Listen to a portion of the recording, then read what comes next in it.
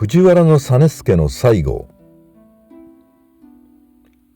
光る君へに学ぶ日本史。道長に屈せず90歳まで生きた熱血漢。藤原実資といえば、藤原道長のこの世をば我が世とぞ思う望月のという歌を日記に書き留めた人物として有名である。実資は道長が権力を握っても媚びへつらうことなく自らの信念を貫いた。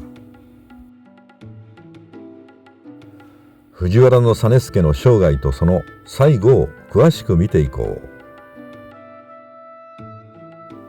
藤原実資は藤原北家の嫡流である小野宮流の公卿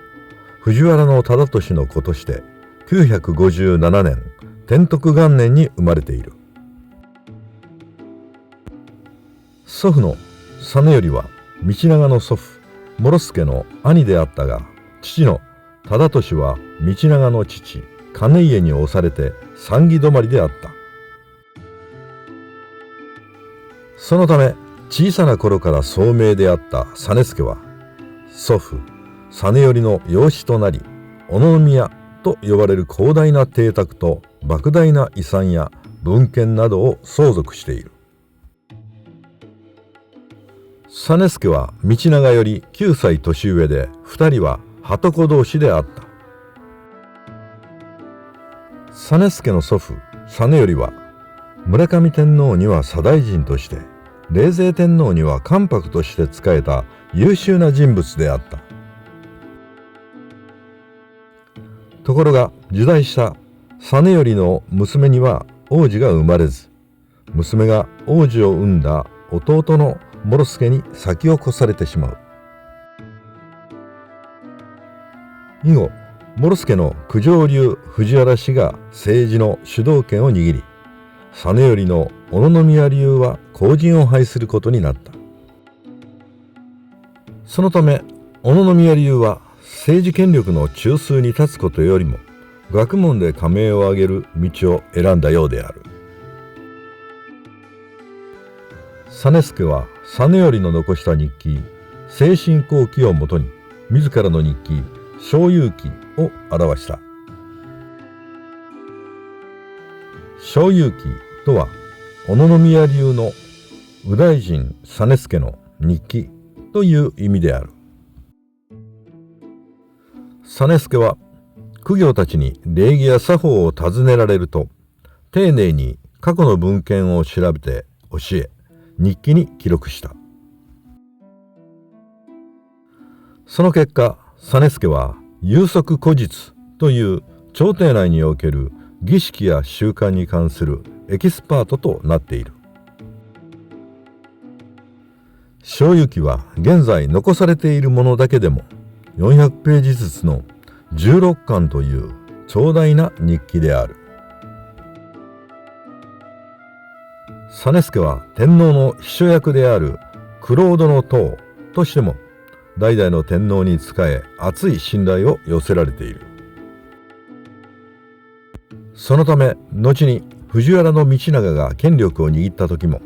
実資なしに朝廷行事を執り行うことができず、彼を袖にはできなかった。実資は慣例を逸脱することにはうるさいため、政治権力を一手に握り、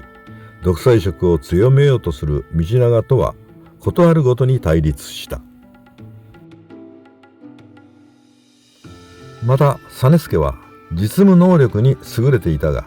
蹴鞠の名人としても名を残している。実資は学問のみならず、997年長徳3年には賀茂祭りの余興として自邸で蹴鞠の会を開き、大江正房からは当世の名人と評されている。999年長保元年、道長は12歳の娘の彬子が一条天皇の中宮に決まると、その花嫁道具として高価な4尺の屏風を作らせた。そして道長は三味以上の神立ち目にその屏風に添える和歌を読むことを求めた。実資はすぐに断ったが、しばらくの間非常に不愉快な日々を過ごした。10月23日、参議の源利方が道長の使いとしてやってきて、屏風和歌の題を授けてきた。そして実資に和歌を読めとの道長の仰せであると伝えたのである。実資は全く失礼な話だと思ったが、他の神立目は何も言わずに題を受け取っているという。さらに数日すると諸教が屏風和歌を道長のもとに持ってきて、そこで歌の選定が行われた。集まった歌の中から屏風のそれぞれの画面にふさわしいものを一首また一首と選んでいくのである。翌日実資はこの話を聞いたが、和歌を献上した人々は火山法皇をはじめとして藤原忠信といったそうそうたるメンバーである。当時屏風和歌というものは身分の低い専門の歌人が読むものと決まっていた。それを道長は自分の娘の入内の祝いとして公卿たちに和歌を読ませるとは全く前例がない暴挙であった。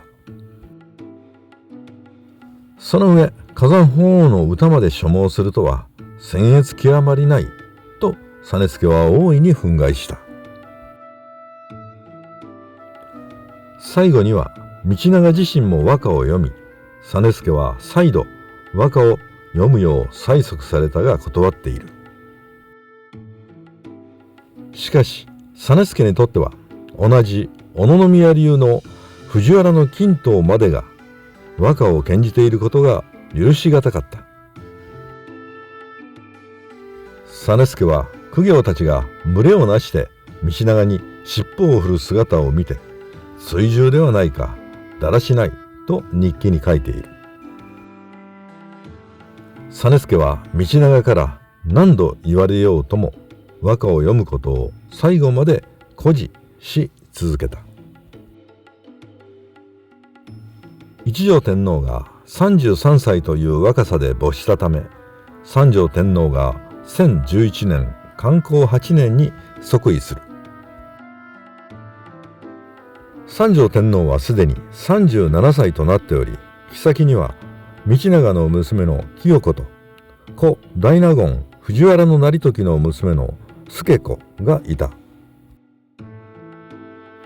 道長は娘の清子を中宮としたが、若い清子には三条天皇の子供がなかったが、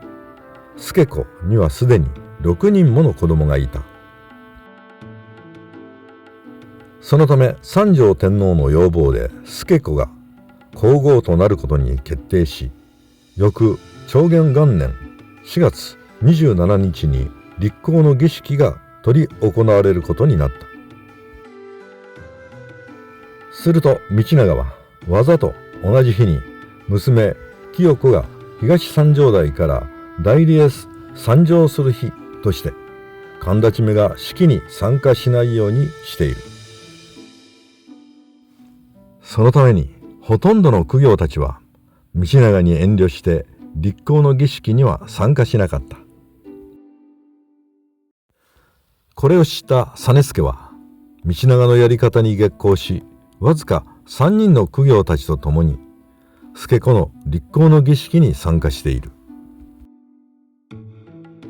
実資はこの日の思いを天に二日なく、土に二をなし、よって巨害を恐れざるのみと所有記に記している。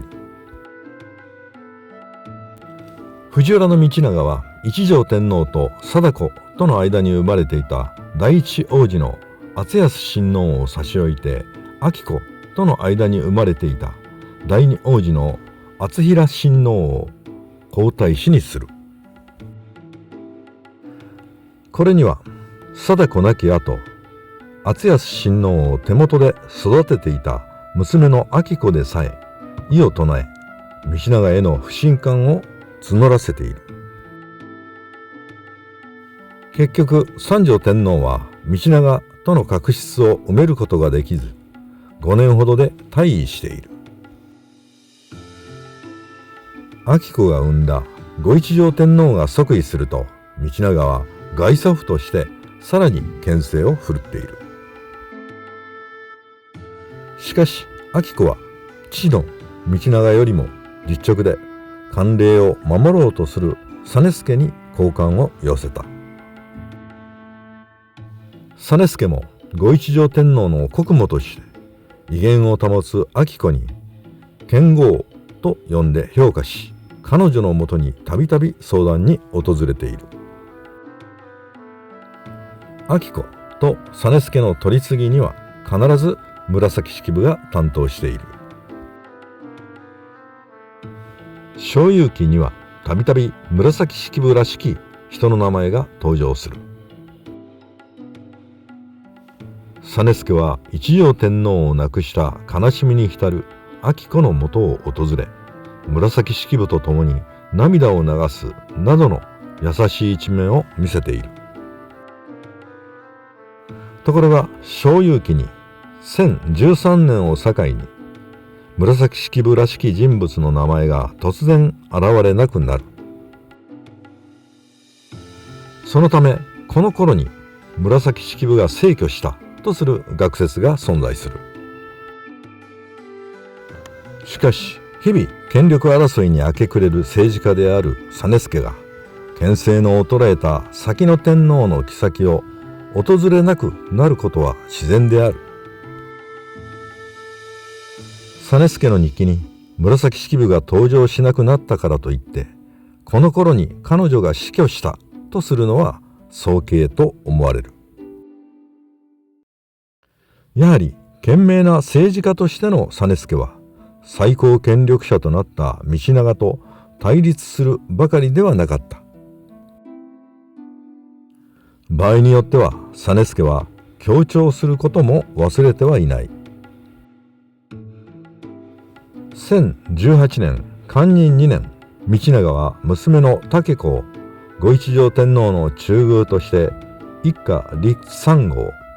天皇三代の皇后をすべて自分の娘にすることに成功する。この日の祝宴で道長は有名なこの世をば我が世ぞと思う望月の欠けたることもなしと思えばという歌を詠んだ。実資は自ら3度もこの歌を先頭に立って唱和して道長のために場を盛り上げている。実資と道長は共に嫌い憎しみ合いながらも自らの権力を維持していくためには不可欠な相手だと認め合っていたのである。実資が71歳の時に道長が62歳で死去する。道長の後を継いだ頼通は26歳で摂政となるが経験不足であった。そのため30歳以上年が離れた実資に頼通は政治に関わるさまざまな相談をしている。その時も立直な実資は前例にのっとった適切な助言を頼通に与えている。実資は村上天皇から後冷泉天皇までのなんと9代の天皇に仕えた。そして右大臣にまで上り詰めた藤原実資は1046年永正元年に90歳で天寿を全うしている。